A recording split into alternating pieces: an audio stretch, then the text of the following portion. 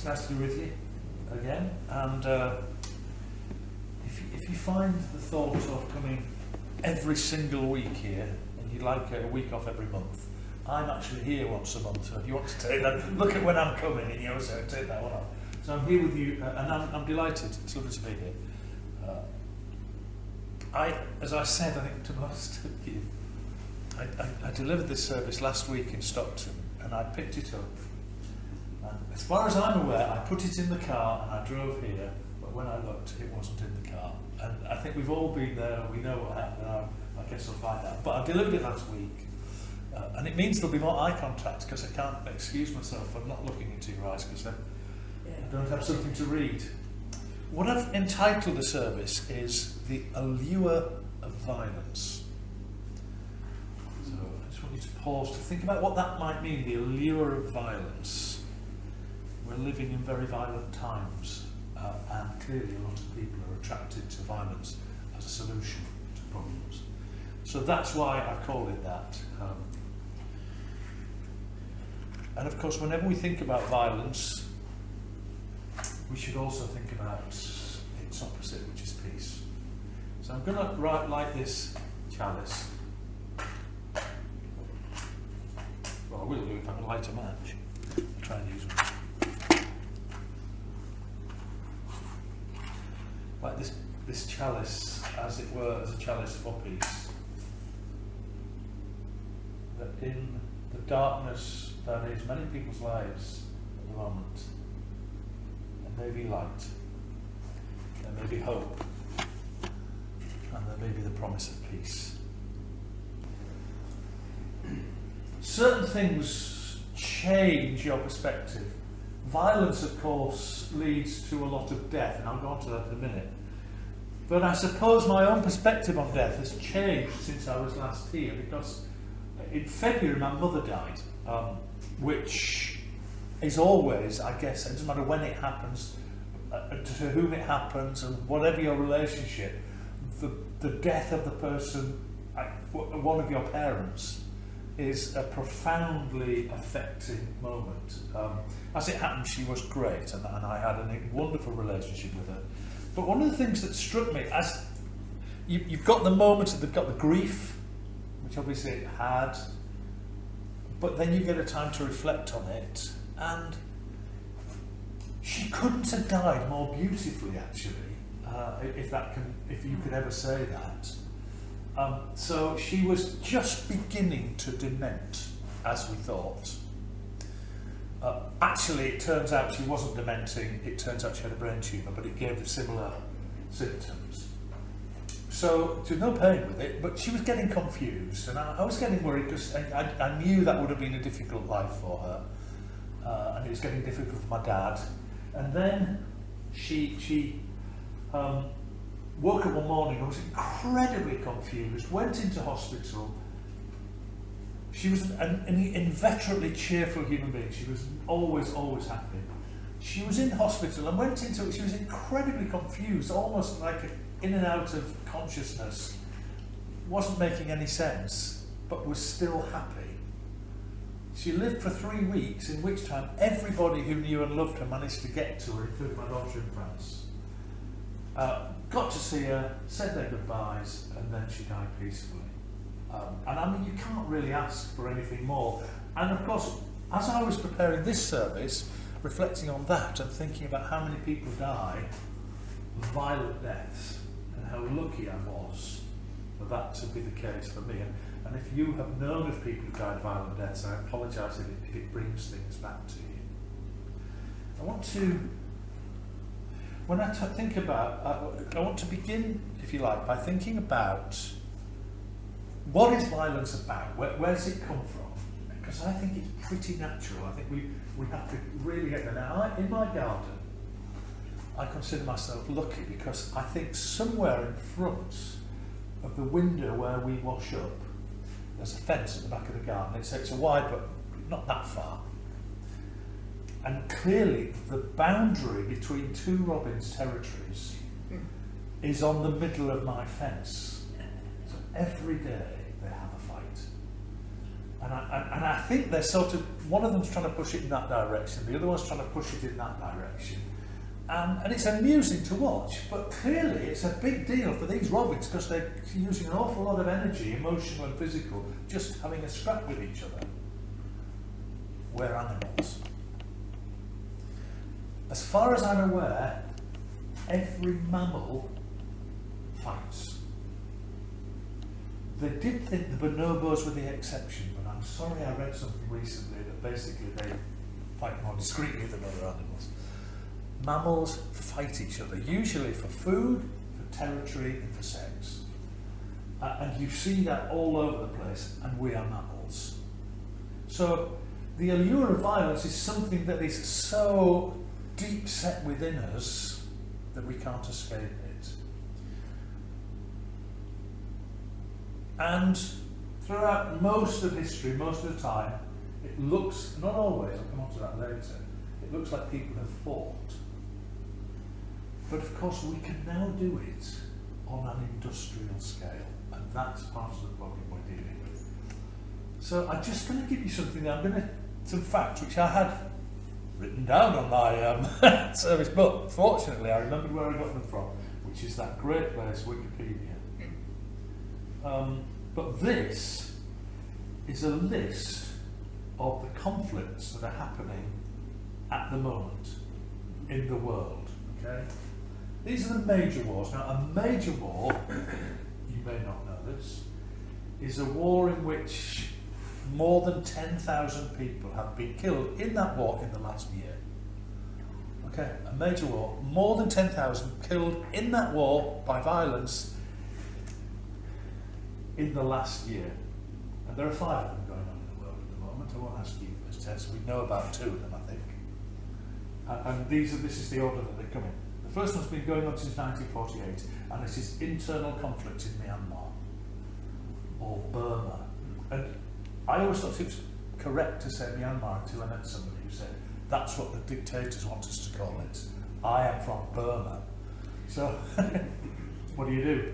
But anyway, Burma or Myanmar, since 1948 there's been a conflict going on with Rohingya, which you'll know about, but with other people. So in the last year, more than 10,000 people have died in that. There is the ongoing Arab-Israeli conflict, which really never ends. It just gets into violence, comes out of violence. And at the moment, we're in a particularly violent part of it. We know about the 34,000 people who died in Gaza and the 1,700 people who were killed in October. Then there is, now we're getting to the ones that you may not have heard of. Remember, 10,000 people in the last year? There's an insurgency going on in the Maghreb, and that includes Niger, Burkina Faso and Mali. There is, of course, the Russo-Ukrainian war we know about, and there's a war going on in the Sudan. However, I'm not going to end it there. I'm going to ignore the minor conflicts. The minor conflicts are between 100 and 1,000. But there are also wars going on that have killed between 1,000 and 10,000 people in the last year. There are 16 of those. There's a conflict going on in Colombia, in South America. There's the Afghan conflict, which you know about. There's a civil war happening in Somalia. There's a war going on in the Democratic Republic of the Congo. There are communal conflicts in Nigeria. There's the Iraqi conflict. A Kivu conflict, again, there must be a different one in the Democratic Republic of Congo. The Mexican drug war, some Sudanese nomadic conflicts, the Boko Haram insurgency in Africa, the Syrian civil war, a Yemeni civil war, an Anglophone crisis in Africa, I don't know what that means, I should look it up, an Ethiopian civil war, and gang war in Haiti. At least 1,000 people have died in each one of those in the last year, a violent death. I just think about that. It was Stalin, of all people, who said, the death of one person is a tragedy. The death of 1,000 people is a statistic. And I think it might both be worth keeping a little bit of silence, thinking about the tragedies, and maybe just imagining a violent death. One of those thousands and thousands of people that I gave you in a statistic. I'm going to do a reading now. It's from a tract written in 1651 by Thomas Hobbes. And Hobbes wrote a book you may have heard of called The Leviathan. And The Leviathan was written in 1651, so it was written just after the English Civil War. My understanding is that civil wars are the worst of all wars, because you can be on a different side from your own brother or sister, your own parents.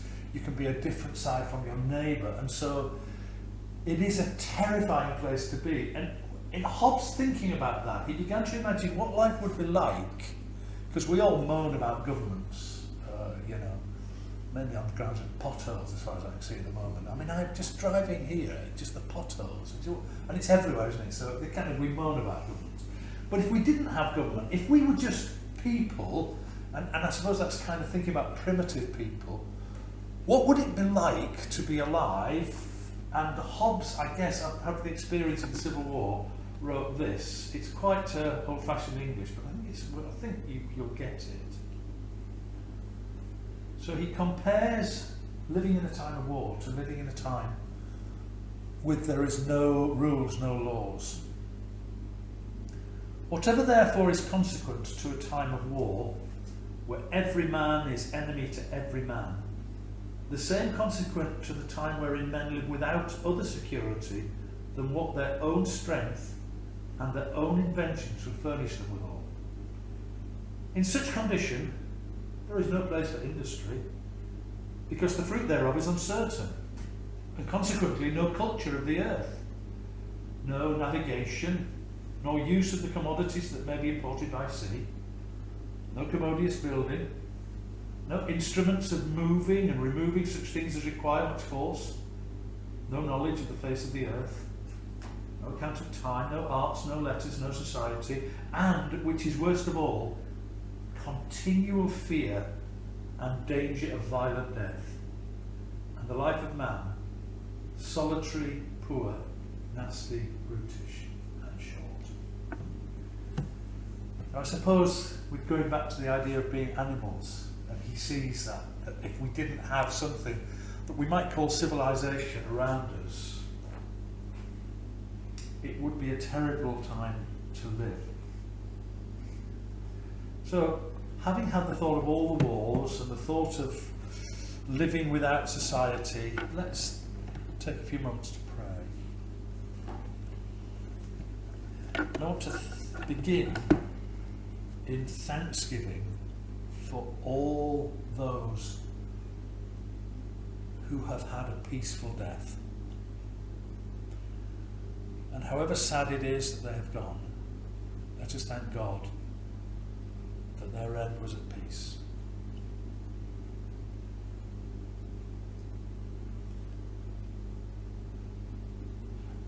And in converse, let us pray for all those who, since the start of this service, have died in the violence of war, being blown up, shot, executed, and all the other dreadful things that happen in times of war. So let us pray for the peacemakers, both within conflicts and outside them. Those striving to bring an end to war.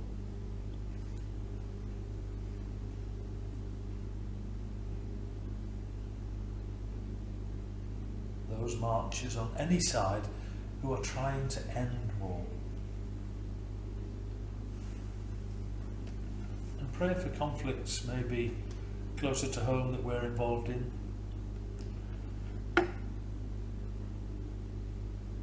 Thinking about how we might reach a peaceful resolution.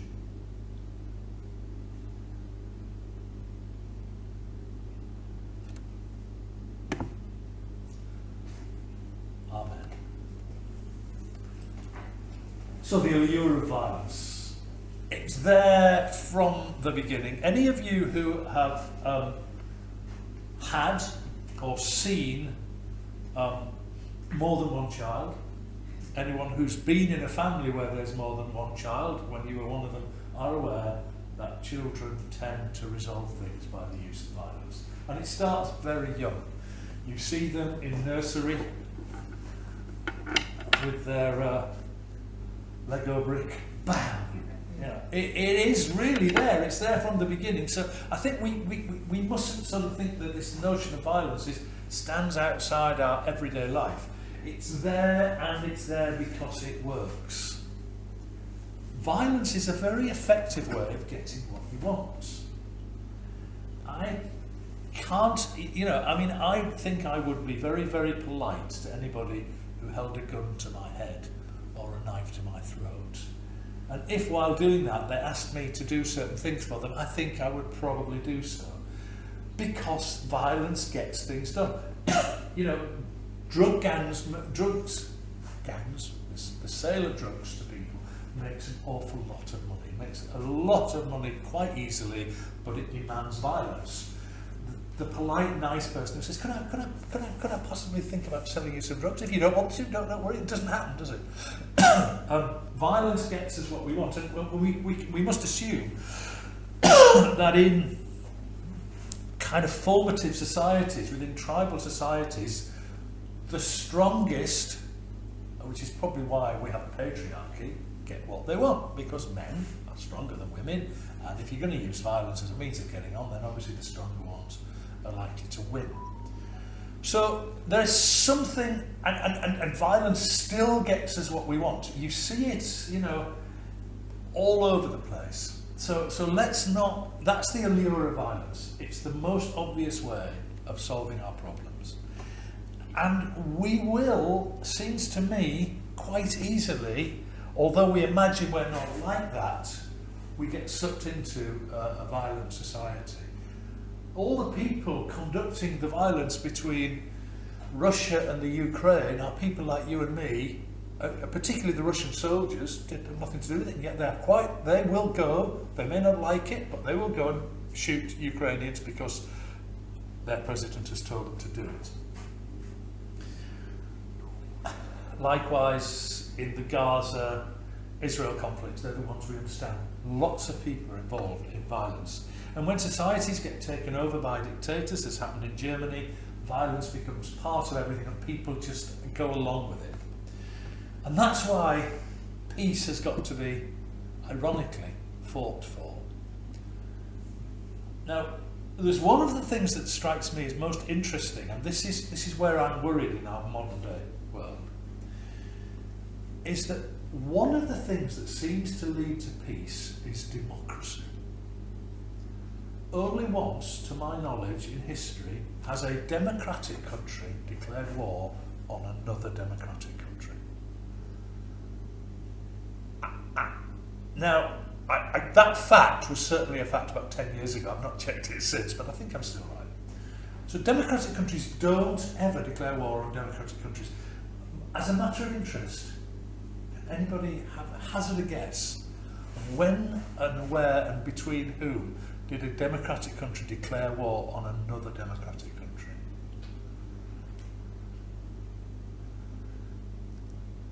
Okay, I'll give you a clue. The country that it was 1940, and the country that did the declaring was our very own United Kingdom. 1940. There's a very good reason for it, don't worry, I'm not knocking this. Okay, so the reason that Britain declared war on Finland in 1940, so remember, Finland was a democratic country, Britain was a democratic country, but Finland, it was in 42, it was during the Second War, so Finland was at war with Russia. Okay? Russia, under Stalin, was trying to get Finland back, as he understood it. So there's a war going on in the forests of Finland, and then Hitler invades Russia. So, of course, from Finland's point of view, in order, my enemy's enemy is my friend. So Germany has declared war on Russia. So Finland says, okay, we'll go into an alliance with Germany. Then we've got a double front against Russia. But of course, Britain at the time is at war with Germany. So Britain has to declare war on Finland. So that's and it all makes sense historically. You see it, but it's the only time it's ever happened. democracies do not declare war on democracies. I think that's a really important lesson, because the reason we are living in peace in Europe for the last 70, 80 years, I suspect, is because we're all democracies. So what is worrying at the moment is the rise of non-democratic forces. And those non-democratic forces are normally also, at the moment at least, incredibly nationalistic. So we think about Viktor Orban in Hungary, we think about Marine Le Pen in France, Giorgia Meloni in Italy, Recep Tayyip Erdogan in Turkey, Narendra Modi in India, and nearer to home we've got George Bush, who doesn't appear to be that democratic, Nigel Farage, who isn't really particularly democratic. All of them believe, by the way, that their country is better. Putin. Our country is better than yours, Miss Little Ukraine, and therefore we can. And that, I think, is what lies behind, so although we may not like the democracies, what democracy throws up, it does seem to give us peace. So, I mean, it was one of the things, when I spoke at my mother's funeral, and I remember saying, she was a woman who liked everybody. The only person she ever hated in her life was Margaret Thatcher. But she never doubted for a moment that Thatcher had been elected. And she never defied, except for the poll tax, she never defied the law that had been instituted by a democratic government. And I think that's really important, that that's what happens. We may not like what democracy throws up, but we tend to accept it. And when it disappears, what follows is something of the barbarism, I think, that makes our life nasty, solitary, brutish, and short. I think there's another one of Hobbes. So, the problem we have is, what do we do?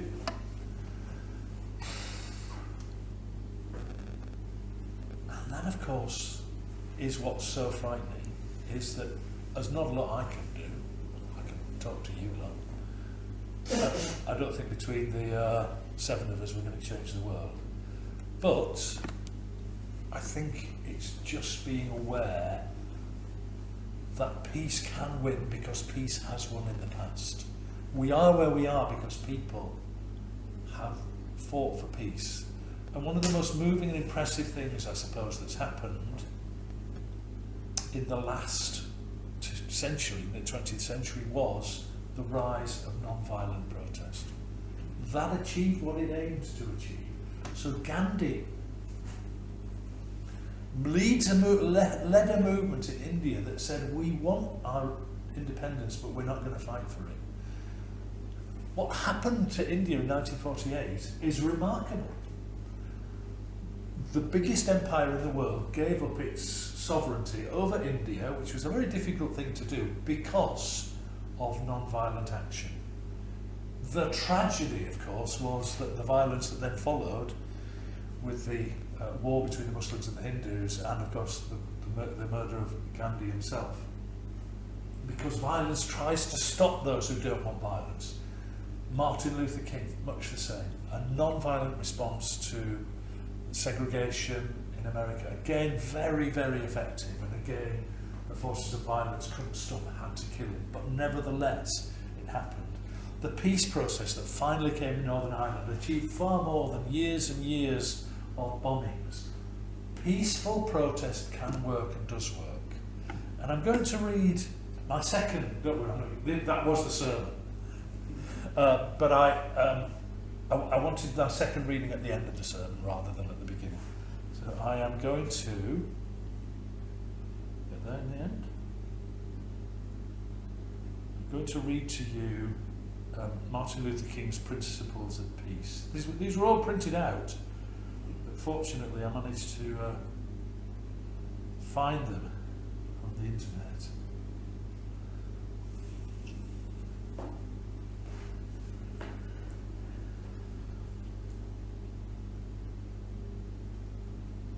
And I think Martin Luther King's 6 principles of non-violence are worth hearing. I don't know if you've heard them before. I heard them many years ago. Non-violence is a way of life for courageous people. It is active, non-violent resistance to evil. It is aggressive spiritually, mentally and emotionally. Principle 2. Non-violence seeks to win friendship and understanding. The result of non-violence is redemption and reconciliation. The purpose of non-violence is the creation of the beloved community. Principle 3. Non-violence seeks to defeat injustice, not people. Non-violence recognises that evildoers are also victims and are not evil people. The non-violent resistor seeks to defeat evil, not people. Principle 4. Non-violence holds that suffering can educate and transform. Non-violence accepts suffering without retaliation. Unearned suffering is redemptive and has tremendous educational and transforming possibilities. Principle 5. Non-violence chooses love instead of hate. Non-violence resists violence of the spirit as well as the body. Non-violent love is spontaneous, unmotivated, unselfish and creative. Principle 6. Non-violence believes that the universe is on the side of justice. The non-violent resistor has deep faith that justice will eventually win. Non-violence believes that God is a God of justice.